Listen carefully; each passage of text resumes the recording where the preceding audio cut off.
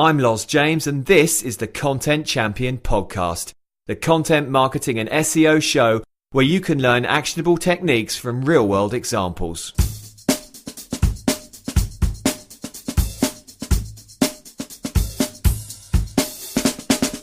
Hi guys, welcome to the show. This is the second SEO Essentials podcast, talking about the foundational elements of SEO. I'm with Tom Peary, our head of SEO here at Content Champion. And related to the last show about canonicalization, we're now talking about duplicate content. So Tom, could you explain to us what duplicate content is on both our own sites and on the web? Yeah, sure. So let's start with our own sites to begin with, because it ties in nicely with the last podcast.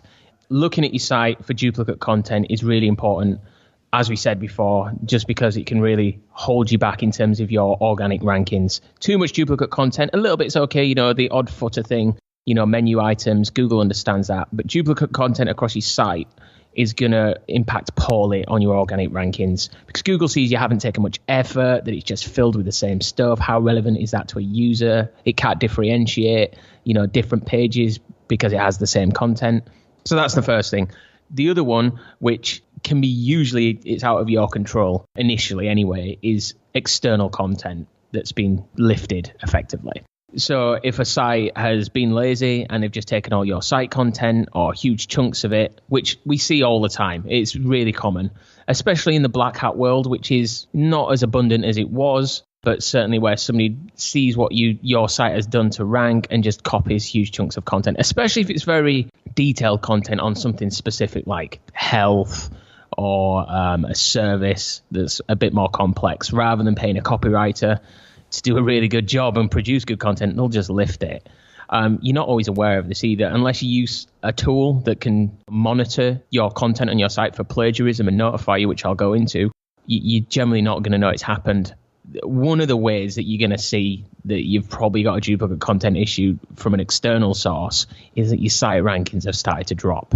So you were on position 1, things were good. It was the golden age, you were happy, traffic was abundant, sales were good. And then you start to see your position slowly go down. And you could just think it's a Google change, a shift in the algorithm, or, somebody's outranking you. But it's something we check all the time. For clients, we're checking weekly, generally. And what you want to do is look at these tools that we'll go into in a bit on finding this duplicate content and removing it. Because as soon as you get that changed, you're going to see your site bounce back. Okay, and there's a different way Google looks at duplicate content on e-commerce sites, as we know from running our own successful e-commerce store.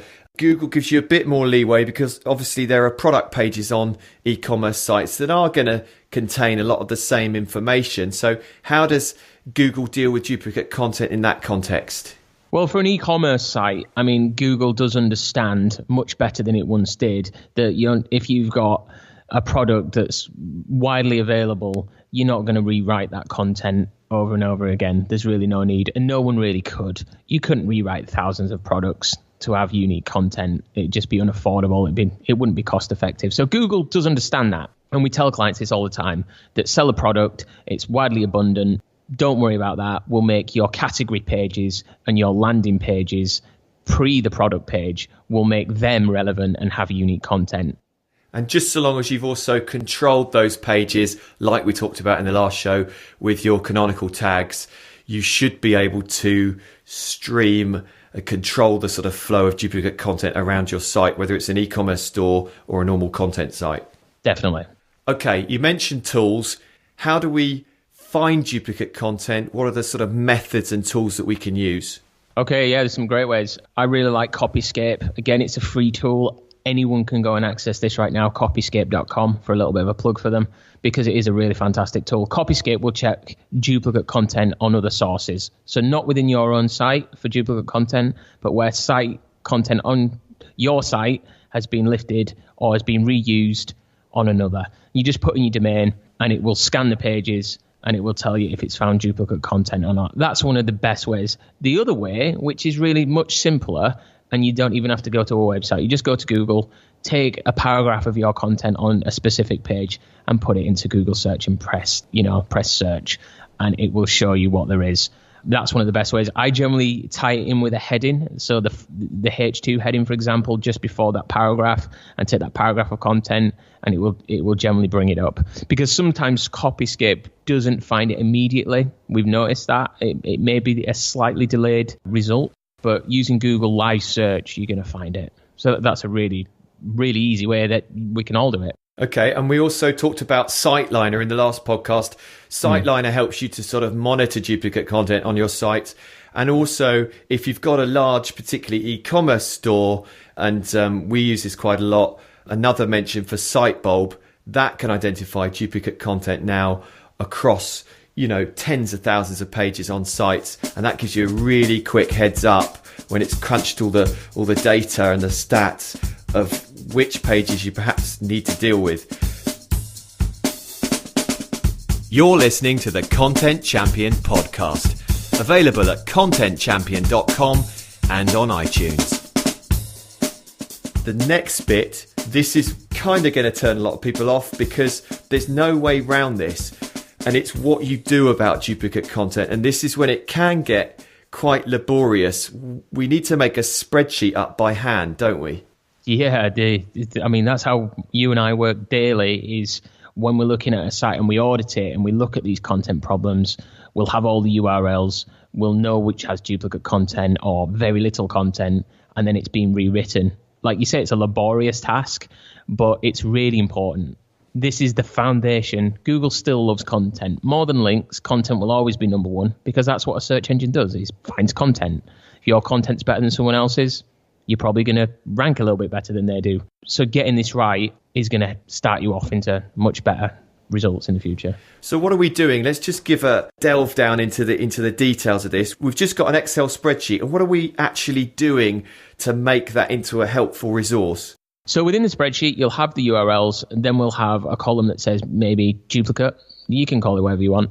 And then once we've identified which is duplicate, we will mark it down so that when we've got a report, and then we can feed that back to the copywriting team. And we'll put notes in another column as well, sometimes saying we need 700 words of content, this is duplicated, rewrite completely, or it needs a 50% change. And once we go through all this, and then we can just schedule this in, because if you've got hundreds of pages, which you probably have, that are affected, it's rarely just a 1 or 2 page scenario. It's generally quite a lot of pages that you need to go through. You're not going to get it done straight away. So you need to schedule this and go through your key pages. So look at the pages, and this is where tools like Ahrefs, which is my personal favorite, looking at this page, this URL used to rank. You can look at historical ranking data, even if you've never used this tool before, and see where it charted previously and when it's dropped.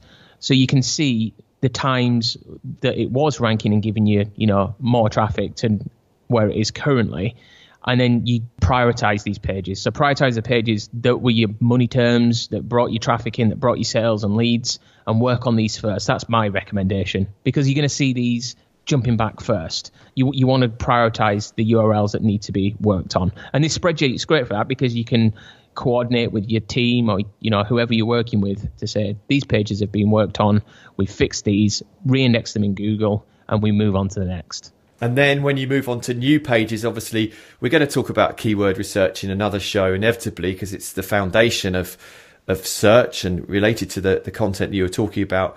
But then we find new keywords for new pages, new opportunities to rank in search. And then we build out new pages based on, that spreadsheet of, first off, dealing with the duplicate content issues, and then building from there to create new keyword optimized content. And then you've got your ducks in a row, your foundations are solid, so you can carry on your future SEO in a full confidence that it's going to work, because you don't have these duplicate content issues. But like when we work with clients, and this is, related to how we charge for our SEO services, we break this down into chunks based on the client's budget and what they want to achieve. And we will literally go through by hand all these technical issues that we're talking about, in this case, duplicate content. And we'll go through a series of pages every month to make sure they're properly optimized and that things like duplicate content is no longer an issue.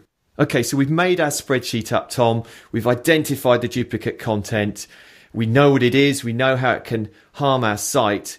How quickly are we going to see changes from doing this kind of work?